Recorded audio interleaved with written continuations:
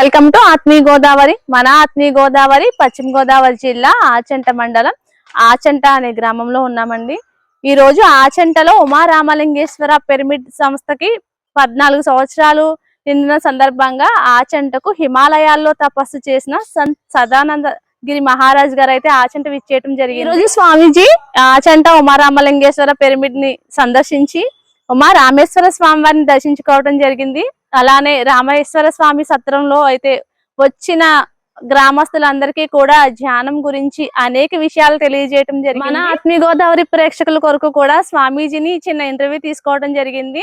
ఆ ఇంటర్వ్యూలో స్వామీజీ ఎన్నో విశేషాలు తెలియజేయడం జరిగింది. మన రామేశ్వర స్వామి వారి గురించి కూడా, ఆయన మహత్యం గురించి కూడా ఆయన మాటల్లో తెలియజేయడం జరిగింది. అవన్నీ కూడా మీరు ఈ వీడియోలో చూడండి. నమస్తే స్వామీజీ. జై గురుదేవ్. ఈ రోజు మన ఆచంట మీరు విచ్చేయటం జరిగింది.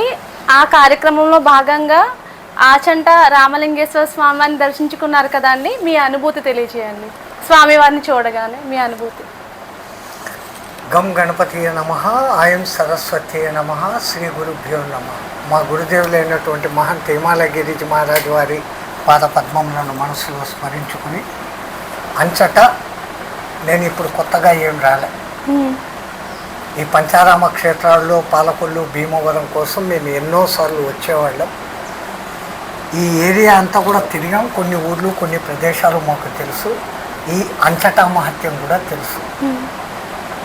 మా దిక్కు చెప్పే దాన్ని ఏమంటారంటే, ఆ చెన్ను నుంచి వచ్చిన శివుడట అన్న పేరు కాలక్రమంలో మారి ఆచాట, ఆ చన్ను అట అనే దాన్ని ఆచంట అని మారిపోయింది.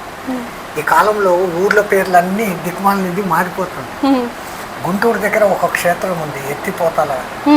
అది నిజానికి ఎత్తి తపోతలహ, అంత గొప్ప పేరు. దాన్ని ఆఖరికి ఇప్పుడు ఎత్తిపోతల అని పిలుస్తారు. అట్లా ఈ ఆచంట అనేది అద్భుతమైన పేరు. నిజానికి ఆచంట అనేది కూడా నిజమైన పేరు. మార్తాండపురం అని ఉండేది. అక్కడ స్పెషాలిటీ ఏంటంటే, నిజంగా ఇప్పటికీ ఆ శివుడు స్వయంభూ అని చెప్పేదానికి అక్కడ జల ఊట వస్తుంది. ఎప్పుడు పరమ శక్తివంతమైంది. అష్టాదశ శక్తిపీఠాలు శక్తిగా ఉన్నాయి, కానీ దీని శక్తి దీనికి ఉంది.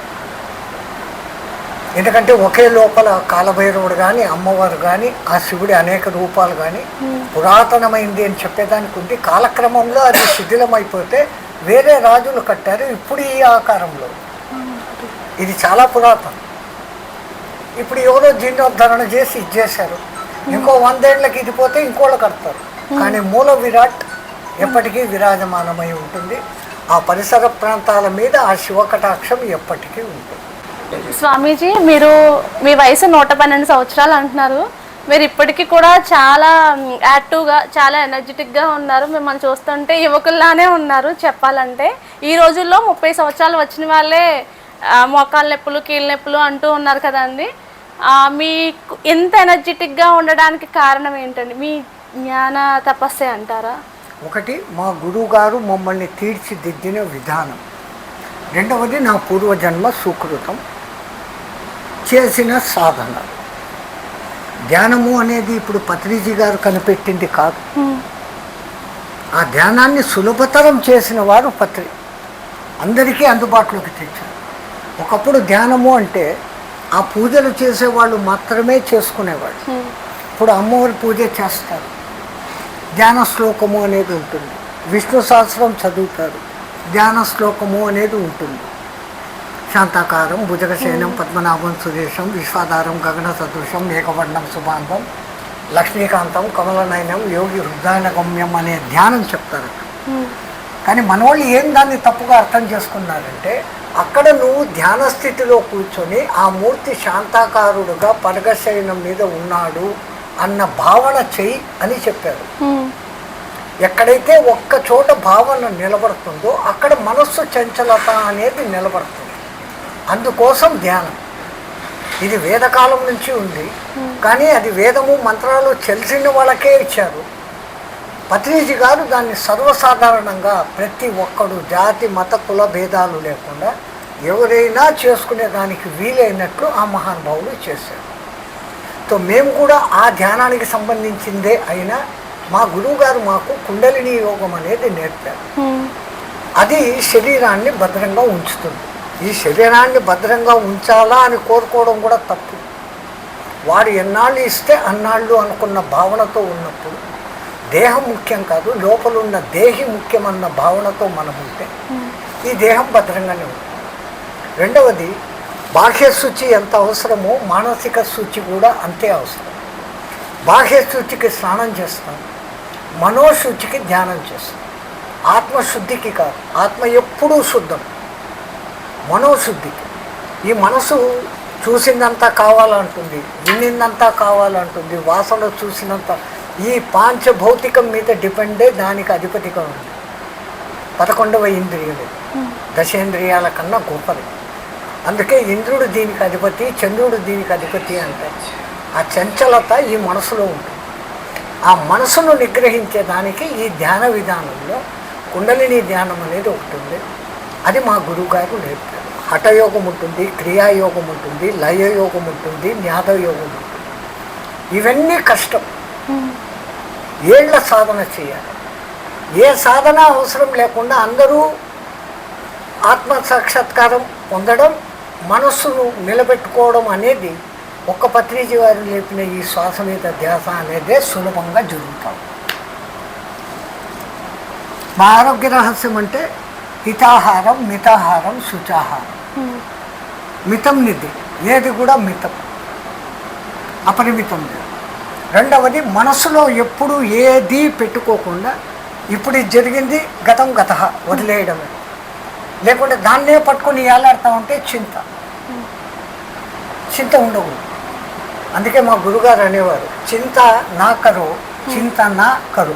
కామా మార్చేస్తే ఆ పదం అద్భుతమైన పదం తయారైంది. చింత నా కరో, చింత నా కరో. చింతన చేయి, చింతించి ప్రయోజనం. అయ్యో నిన్న అట్లయింది, రేపు అట్లయింది. నిన్నటి గురించి ఆలోచిస్తూ సగం దినం, రేపటి గురించి ఆలోచిస్తూ సగం దినం, ఉన్న ఈ వర్తమానాన్ని మనం పాడు చేస్తాం. Be in present. ఈరోజు ఎంత నేను బాగా జీవిస్తున్నాను, ఎంత ఉపయోగపడగలిగినా, నాకు ఉపయోగం ఏమని చూడాల్సిన పనిలే, నాకు జరుగుతుంది. లోకాన్ని నేను ఉద్ధరించడానికి లేదు, నా వరకు నేను బాగుండి లోకానికి నేను ఏ సేవ చేయగలను అంతవరకు. స్వామీజీ, మీ మొట్టమొదటిసారి మీరు జ్ఞానంలోకి వెళ్ళిన అనుభూతి, మొట్టమొదటిసారి చేసిన మెడిటేషన్ సంబంధించి? మా కుండలిని జ్ఞానంలోకి పోయినప్పుడు మా గురువు గారు చెప్పిన విధానంగానే ఈ లోపల నిద్రాణంగా ఉన్న 6 చక్రాలు దర్శనమవుతాయి. వాటి సహజమైన రంగులలో వాటికి వర్ణించిన విధంగానే ఆ పెటల్స్తో కనపడతాయి. ఆ కుండలిని అనే ఒక శక్తి ఎట్లా పైకి వస్తుంది అనేది అనుభూతి చెందుతుంది. ఈ జరిగిన అనుభూతిని నేను మాటల్లో చెప్పాలంటే ప్రపంచంలోని ఏ భాషలో కూడా దాన్ని చెప్పలేము, టోటల్గా చెప్పలేము. అదే అనుభూతి చెందిన వారికి మాత్రమే తెలుస్తుంది. అది ఎవడికి వాడు అనుభవించాల్సిందే తప్ప. బాగా ఎగ్జాంపుల్ అందరికీ తెలిసింది, పంచదార తీయగా ఉండును, అది మీకు తెలుసు, నాకు తెలుసు. కానీ తిన్నప్పుడు జరిగిన అనుభూతి వేరే. బెల్లం తిన్నప్పుడు రుచి వేరే, పంచదార రుచి వేరే. ఎన్నో రకాల తీపులు ఉన్నాయి. అన్ని తీపులకు మూలం వెనకల ఈ పంచదార. అదే పంచదారతో చేసిన లడ్డు రుచి వేరే, మైసూర్పాకు వేచి రుచి వేరే, జిలేబీ రుచి వేరే. ఆ రుచి వేరే అని చెప్పగలుగుతున్నావు అంటే నువ్వు దాన్ని అనుభూతి చెందినప్పుడు చెప్పగలుగుతావు, అనుభూతిని చెప్పలేవు. స్వయంగా అనుభూతి చెందితే చెప్పగలుగుతాం. కుండలినిలో సర్వం శివ కుటుంబం మనలో ఉంది అన్న సంగతి తెలిసి వస్తుంది. ఎందుకంటే పార్వతీ అమ్మగారు గణపతిని తయారు చేసుకున్నారు. శివపార్వతుల కొడుకు కాదు ఆయన, తయారు చేసుకున్నారు. అందుకని శాస్త్రంలో ఏం చెప్తారు, మూలాధారంలో గణపతి ఉంటాడు, శక్తి కుండలిని రూపంలో అమ్మవారు అక్కడ ఉంటారు అంటారు. శివ పరమాత్మ సహస్రారంలో ఉంటాడు. 7 చక్రాలలో సహస్రారం విడిచిపెడితే కింది 6 చక్రాలు, సుబ్రహ్మణ్య స్వామి 6 తలకాయలు. శివ కుటుంబం, ఇక్కడేమో శివుడు, కిందేమో పార్వతి, గణపతి, సుబ్రహ్మణ్యుడు. శివ కుటుంబం అంతా ఇక్కడే ఉంది అన్నది సాధకుడికి అర్థమైంది.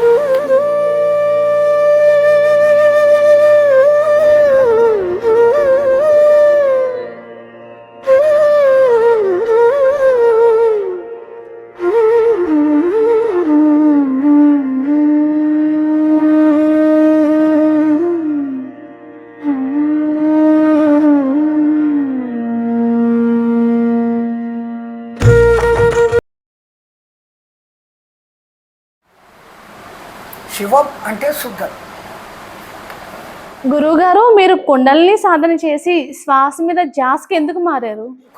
ఓపెన్గా చెప్పాలంటే నేను శ్వాస మీద ధ్యాసలోకి మారలే. సహజంగా నేను పుట్టినప్పటి నుంచి శ్వాస జరుగుతుంది, దాన్ని కాదనేకి లేదు. కుండలిని చేసినా ఏ సాధన చేసినా శ్వాసను పట్టుకునే చేయాలి, అది నిజం.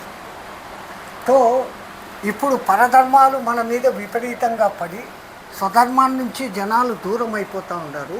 వాళ్ళు అలా కాకూడదు అంటే ఆ ధర్మ ప్రచారం ఏదో ఒక రూపంలో చేయాలా అని ఈ పత్రిజీ గారు చేస్తున్న ఈ ప్రచారంలో కూడా మేము పాల్గొంటూ ఉంటాం. కాకపోతే కొంతమంది మూర్ఖులు దేవుడు లేదు, దెయ్యం లేదు, ఆ మాట చెప్పడం సులభం. నువ్వే దేవుడు, ఈ మాట చెప్పడము సులభం. నువ్వు దేవుడైతే మరి ఎన్ని దెయ్యం పనులు చేస్తాండవు?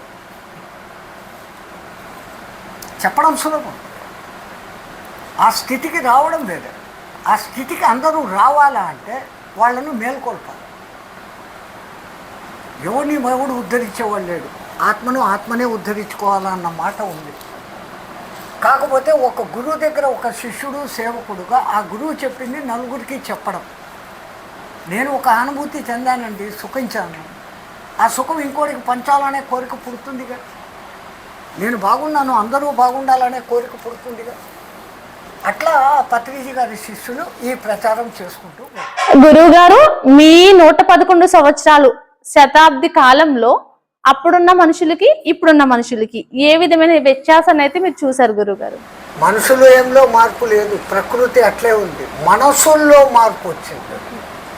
మనసుల్లో మార్పు, ఈ నేను నాది ఎక్కువ అయిపోయింది. స్వతంత్రం వచ్చినప్పుడు కూడా ఇంత విపరీతంగా లేదు, అప్పుడు మొదలైంది. అప్పుడు ఈ నెహ్రూ ఈ రాజకీయాల్లో దిగడం అక్కడ మొదలైంది.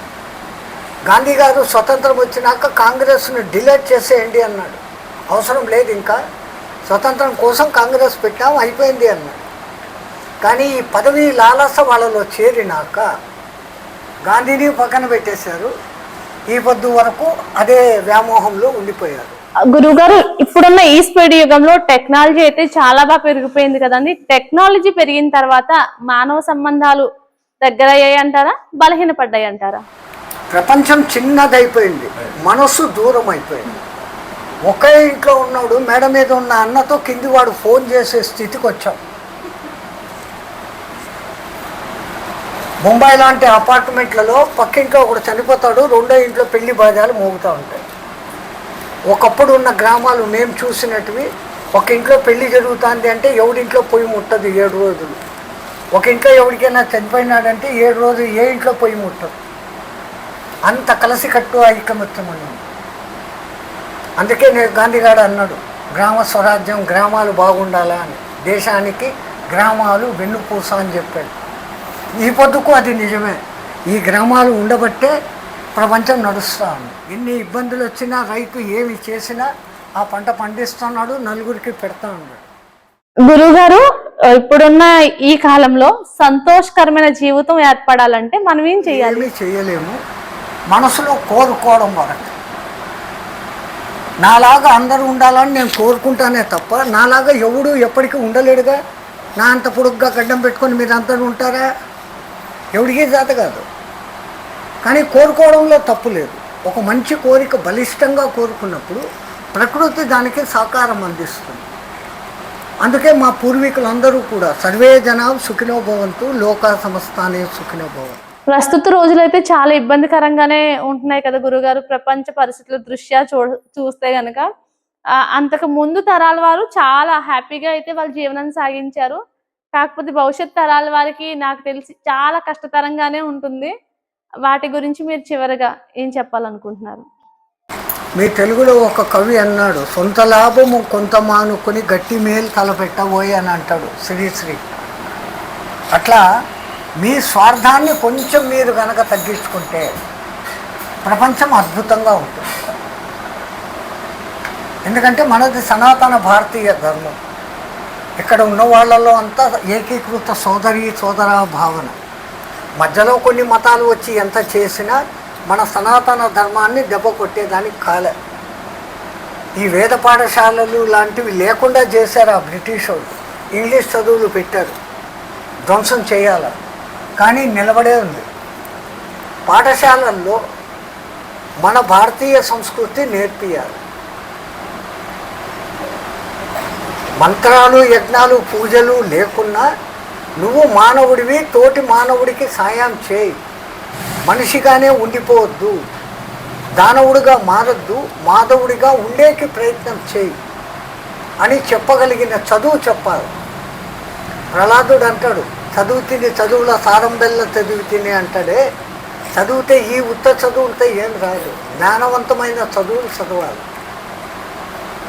అందరూ బాగుండాలి, దాంట్లో నేను ఉండాలి అనే విచిత్ర భావనలోకి వస్తాడు.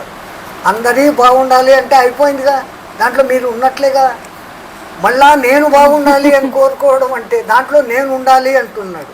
అంటే మళ్ళీ స్వార్థం. ఈ స్వార్థం ఎంత మనం తగ్గించుకుంటే లోకం అంత అద్భుతంగా ఉంటుంది. జై శ్రీమన్నారాయణ, జై గురుదేవ్. స్వామీజీ మాటలు గంగలో స్నానం చేసి వస్తే ఎంత పవిత్రంగా ఉంటాయో స్వామీజీ మనకి అంతే విధంగా మనకి అనేక విషయాలు తెలియజేయడం జరిగింది. మనకి ఆయన ఎంతో బిజీగా ఉన్న ఈ సమయంలో కూడా మనకి సమయం ఇచ్చి ఆత్మీయ గోదావరి ప్రేక్షకులందరి కొరకు కూడా అనేక విషయాలు తెలియజేశారు కదా. ఆత్మీయ గోదావరి తరపు నుంచి స్వామీజీకి పాదాభివందనం అండి. ఇలాంటి మంచి మంచి ఆధ్యాత్మికమైన వీడియోస్ అన్నిటిని కూడా మీరు ఆదరించాలంటే మన ఆత్మీయ గోదావరి ఛానల్ని లైక్ చేయండి, షేర్ చేయండి, సబ్స్క్రైబ్ చేయండి, కామెంట్ చేయండి, బెల్ ఐకాన్ని క్లిక్ చేయండి. మా నోటిఫికేషన్స్ అన్ని మీ వరకు చేరుతాయి. నమస్తే.